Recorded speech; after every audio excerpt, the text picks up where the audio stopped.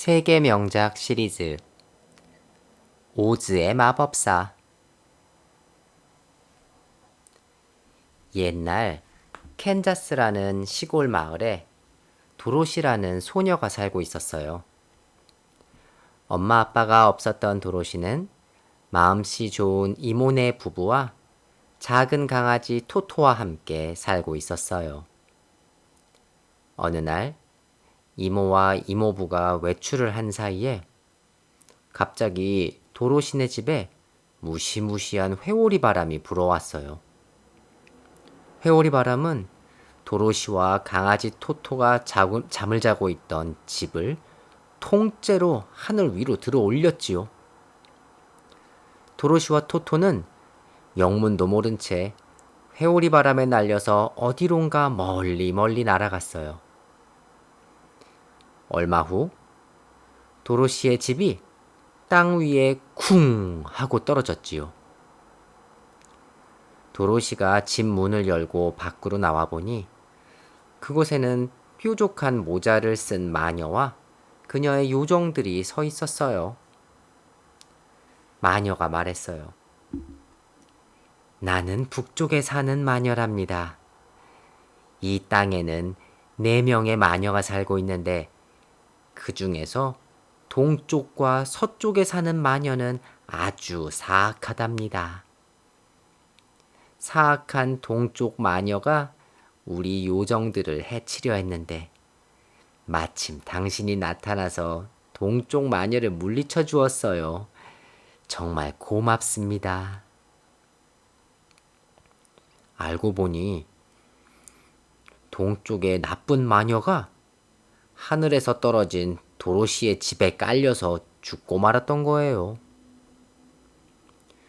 도로시는 캔자스의 집으로 돌아가고 싶었고 북쪽 마녀에게 어떻게 하면 집으로 돌아갈 수 있는지 물어보았죠. 북쪽 마녀는 은빛 구두를 도로시에게 주면서 말했어요. 에메랄드 성에 살고 있는 오즈의 마법사를 찾아가세요. 오즈의 마법사라면 도로시가 집으로 돌아갈 수 있게 도와줄 거예요.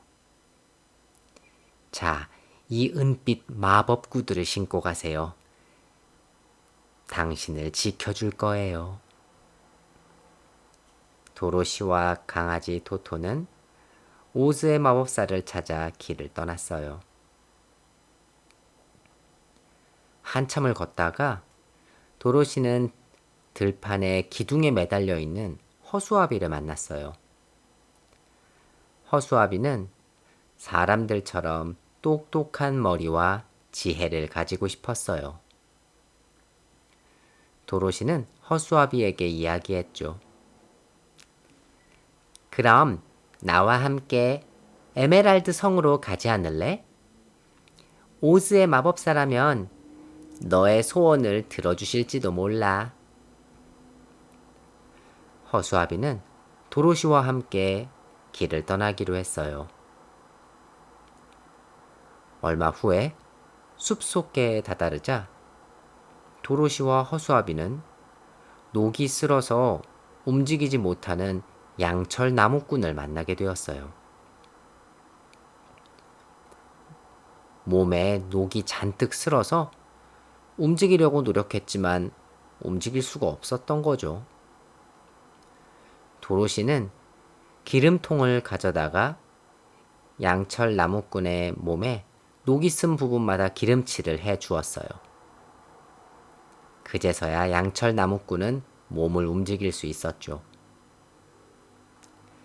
양철 나무꾼은 사람들처럼 따뜻한 심장과 마음을 가지고 싶었어요.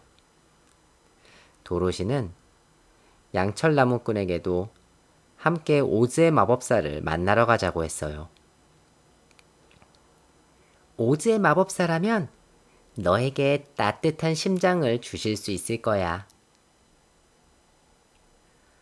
그렇게 해서 양철 나무꾼도 도로시와 허수아비를 쫓아서 에메랄드 성으로 여행을 떠나기로 했어요.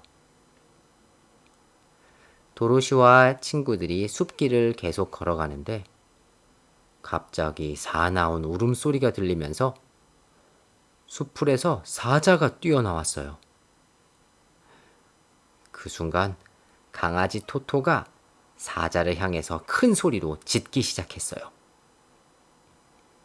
그러자 사자는 갑자기 자리에 주저앉더니 엉엉 울기 시작했어요. 강아지야, 미안해. 그렇게 무섭게 짖지 말아줘. 엉엉 무섭단 말이야. 그 모습을 보고 도로시가 말했죠. 너는 겁쟁이 사자로구나. 너도 우리와 함께 오즈의 마법사를 만나러 가지 않을래? 오즈의 마법사라면 너에게 용기 있는 마음을 선물해 줄지도 몰라. 그렇게 해서 겁쟁이 사자도 도로시와 함께 에메랄드 성으로 가기로 했어요. 도로시와 친구들은 에메랄드 성으로 가는 길에 어려운 일이 닥치기도 했지만 서로 도와주면서 문제를 해결해 나갔어요. 한 번은 도로시와 친구들이 막다른 길에 다다르고 말았죠. 그 앞으로는 깊은 강물이 흐르고 있어서 헤엄쳐서 건널 수가 없었어요. 그때 허수아비가 지혜로운 아이디어를 냈어요. 바로 숲에 있는 나무를 베어서 강을 건널 수 있는 다리를 놓자고 말이에요. 양철 나무꾼은 얼른 도끼로 나무를 베어서 기다란 통나무 다리를 만들었어요. 그때 마침 숲속에서 집채만한 커다란 곰이 도로시와 친구들 앞에 나타나서는 도로시와 토토를 잡아먹으려고 했어요. 겁쟁이 사자는 곰을 향해서 크고 무서운 울음소리를 냈어요.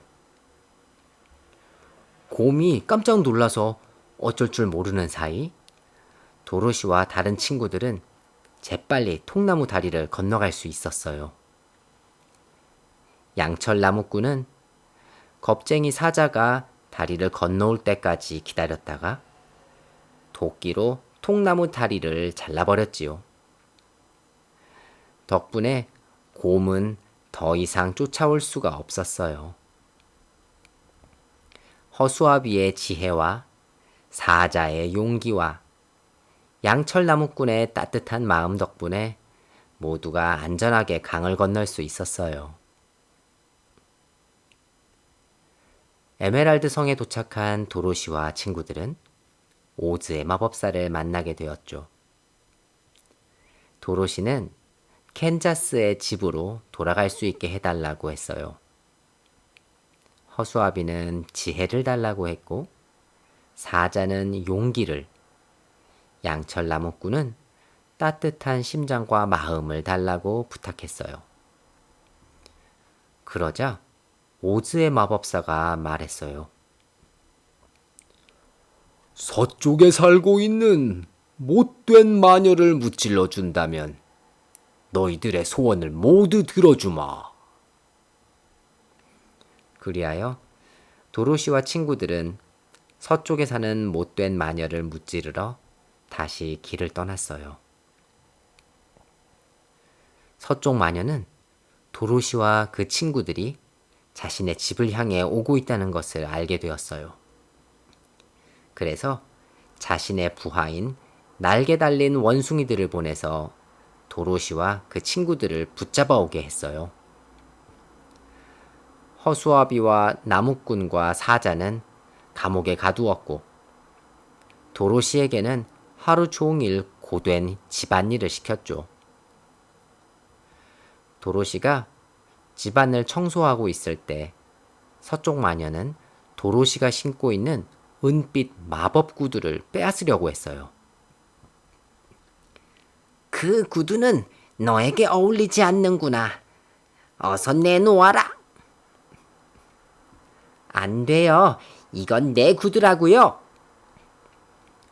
도로시는 구두를 빼앗기지 않으려고 옆에 있던 양동이의 든물을 마녀에게 끼얹었어요.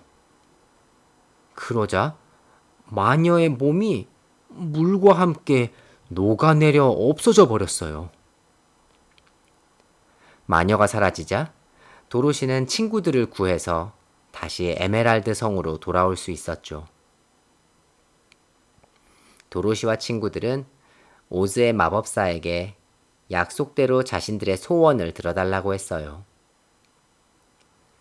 오즈의 마법사는 허수아비의 지푸라기 머릿속에는 찰흙으로 빚은 두 뇌를 넣어주었고, 양철나무꾼의 가슴에는 비단 주머니로 만든 심장을 넣어주었고, 사자에게는 용기를 주는 에메랄드색 물약을 마시게 했어요. 그런데 사실 오즈의 마법사는 진짜 마법사가 아니었어요. 도로시의 친구들에게 만들어준 선물도 모두 가짜였지요. 하지만 다 함께 모험을 하면서 허수아비는 이미 뛰어난 지혜를 얻었고, 양철나무꾼은 누구보다 따뜻한 마음을 얻었고, 겁쟁이 사자는 누구보다도 용감해졌죠. 그리고 도로시에게는 신고 있는 은빛 마법 구두가 집으로 데려다 줄 거라고 알려주었어요. 도로시가 강아지 토토를 품에 안고 은빛 구두를 3번 탁탁탁 부딪히자 도로시의 몸이 점점 하늘 위로 떠올랐죠. 허수아비야, 양철나무꾼아, 겁쟁이 사자야. 너희를 만나게 되어서 너무 행복했어. 모두 잘 있어. 작별 인사를 나누고는 눈 깜짝할 사이에 도로시와 토토는 그리운 캔자스의 들판으로 돌아왔답니다. 다음 이야기에서 또 만나요.